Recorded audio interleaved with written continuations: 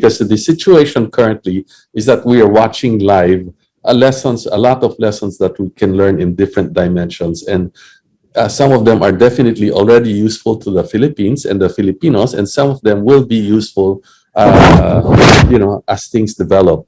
No, as we see that the world today is very much a globalized world, and the informations, the way security is architectured in the world, it is not divisible, it is not disjointed. And so as the OSCE, the Organization for Security and Cooperation in Europe, had enshrined in its own principles that you cannot enhance the security of one nation at the expense of another. What will happen is you will have a situation that is unstable. And this is what's happening here. In fact, this situation is not something that is unusual for this period in time. Every 100 years or so, the world goes into a sets of alliances that are very dangerous and creates large globalized wars. What do we see here? What do we see here that we can learn from? There are a number of things, no, and a number of situations we'd like to bring up, even for shortly. No, for instance, we say that we have to learn the principle already that the promises don't matter. Whether it was promises to the Soviet Union before, and they say the promises were never made. If you will wish to point out, some of them are being legalistic. They say it was made to the Soviet Union and not to Russia, and therefore the legal entity doesn't exist, or that the promise was made by the US and not by NATO, therefore NATO did not make that promise. But however, all kinds of documentations in Germany, France, Italy, the US, the UN have shown that communications were conducted. And at the least, we can say that the Soviet Union's leaders were led to believe that that would be the case. No? We see that we should judge people or nations by the history of their actions rather than their words. And even contracts do not matter. So that there is, for instance, we can point from our own experience that the promise of US President to compensate our veterans, 300,000 of whom fought in the Japanese War, until today they are not paid. There's only some 12,000 left alive. A few have been given a few $1,000s each, but the hundreds of thousands have never been paid. But we're not pointing that out to talk about the previous. I think, the presentation here is that NATO has increased, although despite that promise, they have increased by 13 countries since the liberation or the opening up of East Europe. So they've gone to the very edge of Russia, to the doorstep. And some people, if they look at it in isolation, and what the US and Western media want to do is point out the situation and the events in isolation on this Ukraine war. They don't want to point out the context, because everything has to do with context on why things happen. We do it in psychology, we do it in business, we do it in military tactics. Everything has to do with events prior leading to the event itself. So here we can see also that very large portions of Ukraine are Russian speaking. So if I might go back, we do have this foreign policy has become a foreign policy and is now indivisible with economic policy and with security. No, so it's not only that the security of one country is indivisible with others that need to be in equilibrium. Our economic policies now and the well-being of our people are very much interrelated with our foreign policies. So we should have to be very careful on this. We have reaped some benefits already. If we remember during the Marawi rebellion, the funny thing is we are supposed to be having a mutual defense treaty with the United States. But when the ISIS rebellion started in Mindanao, the US was the one that stopped the shipment of bullets and arms to the Philippines, not only US arms, but also those of the EU. And it was, so we were short on arms. And in fact, the Marawi rebels had more advanced weapons than our own military, and a good number of them coming from the US. We don't know how it reached their hands. But in any case, that was what happened when arms were captured. And at that time, we have to remember that China and Russia gave us shipments of arms that allowed us to conduct the battle. And in fairness, the US came in and participated in helping put down that rebellion. And we put it down, and whatever might be said, it's an achievement. It's one of the major, maybe it might be the major achievement of this administration, that the rebellion was put down, because in all other countries, once they started, it's almost impossible to stop, and whole countries have collapsed because of that. No? So, of course, Professor Bobby has already spoken about the militarizations through US and NATO that has been expanded. Very rarely is it put out that the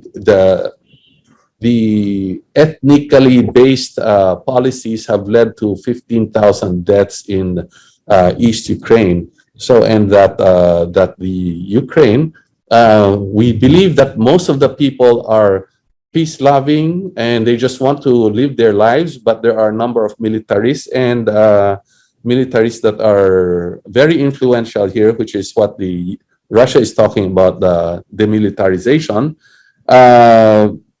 So we have to be careful that the same thing doesn't happen to us.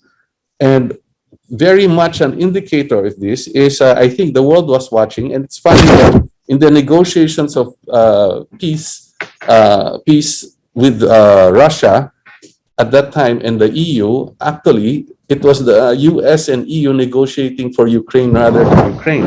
We in the Philippines have had our own experience of this before, which we should have learned from, and we failed to learn again from it a few years ago, and looks like now we are not learning from it. We are not applying it again. What am I referring to? In the Philippine-American War, Aguinaldo allowed the US to negotiate on Philippines' behalf, and before he knew it, the U.S. had bought the Philippines from Spain. And then recently, a few years ago, we have the Secretary Del Rosario allowed the U.S. to negotiate on the Philippines' behalf on the territorial issues with China.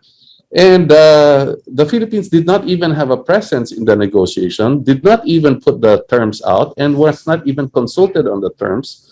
And so what happened was, we know what happened in Scarborough Shoals.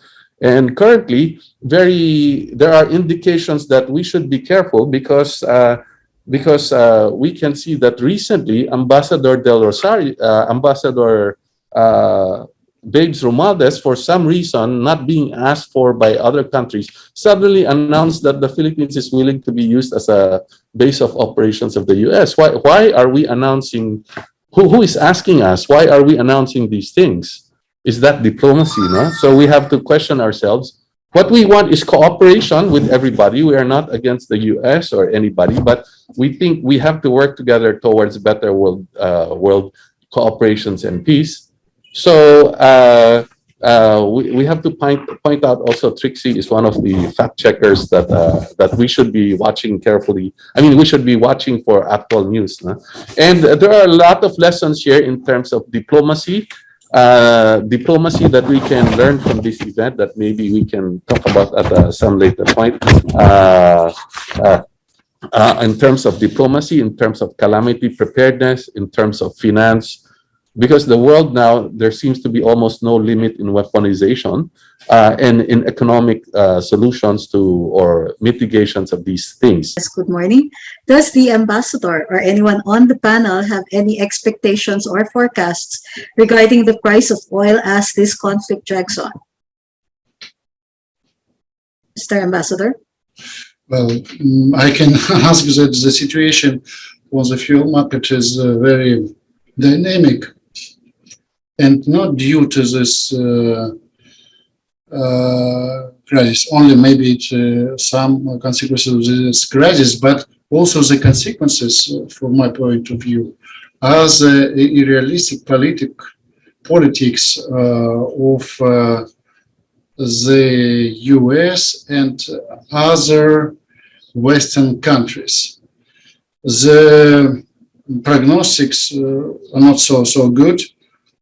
I've heard that it could be reached of also the imagination of the forecast is so high, $500 dollars for barrel or $300 per barrel. It is not my task to make some prediction, but I think that our side, the Russian side, is doing everything to fulfill our agreements. For example, to fulfill our contractual obligations to supply gas and fuel to the whole Europe.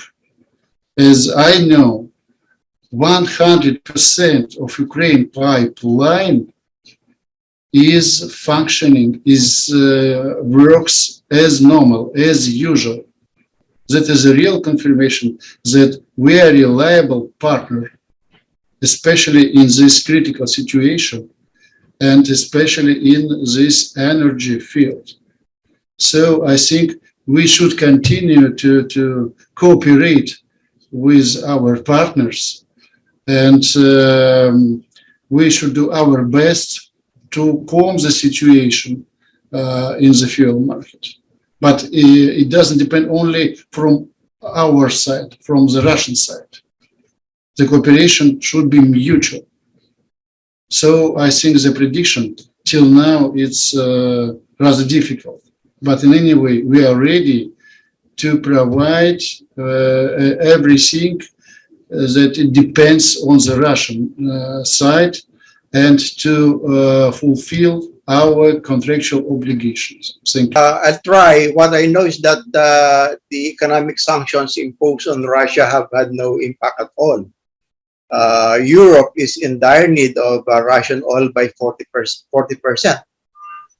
And of course, the Russians were wise enough to prepare for such economic sanctions, so they are all prepared. Remember, Russia has been under economic sanctions for 100 years.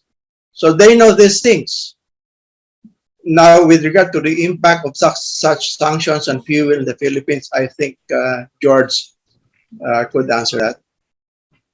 Yes, I think there's apart from the oil at this current time, of course, the oil prices are a commodity price worldwide, so it's affected a lot of people but the prices of other items and the charges have not been fully adjusted yet, and people are hoping, and the government is hoping that the prices would adjust back if there's an early news of a ceasefire. So they're trying to slow down the effects by giving subsidy to the workers, which they announced a few days ago. So it's not yet fully built into the economy.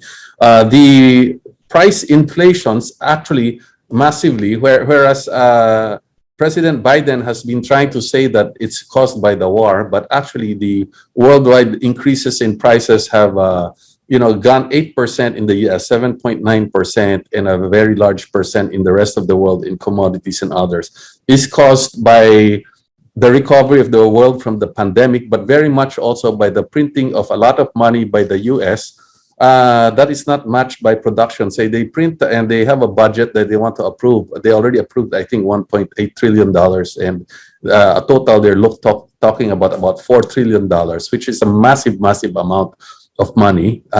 Remember, China's deposits in treasuries with the US after all these decades of working very hard is just 1.2 or 1.3 trillion. So they've basically printed enough money to flood the world and has increased all these asset prices. And the effect in the Philippines and elsewhere will be the rich will get richer because they have access to these funds, and the working class and people will have to be paying for this through inflation. So what's happening now, in fact, is this inflation due to non-production. As we know, the US is actually printed this money without increasing. A lot of people did not want to go back to work, so it went into asset prices, and that's affected the whole world. And so our people are going to have to pay for that as well. And the effect of this war is that it might institutionalize this, especially if the sanctions are further pushed around the world, because it looks like they might try to push sanctions against China as well or elsewhere, where the cheapest products and the most economic products are being, or the economic sources like oil, gas from Russia, or wheat, and other items from the rest of the world. If the world gets split up, then all the prices will go up. So what's happening is the whole world is paying for these conflicts that are, although there's a war in Ukraine, this worldwide inflation is very minimally caused by that.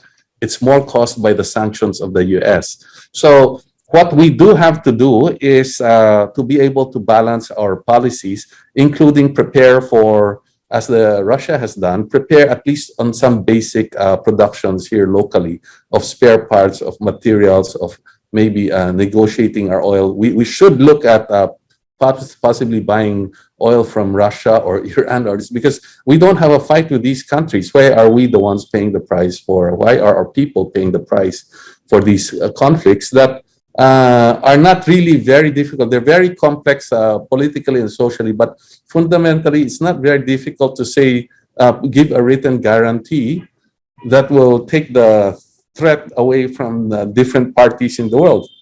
For everybody, for Ukraine, for Russia, for everybody. No, they refuse to even agenda it, despite Russia and President Putin putting it on agenda for several months. So this is how we look at it. Right now, the consequences have not worked their way through the system. They don't know the prices of steel for houses, cement, gravel, everything has gone up. And it's going to work their way into the system unless it adjusts back fairly shortly. And then we'll have to look at the prices of food and all these materials as well.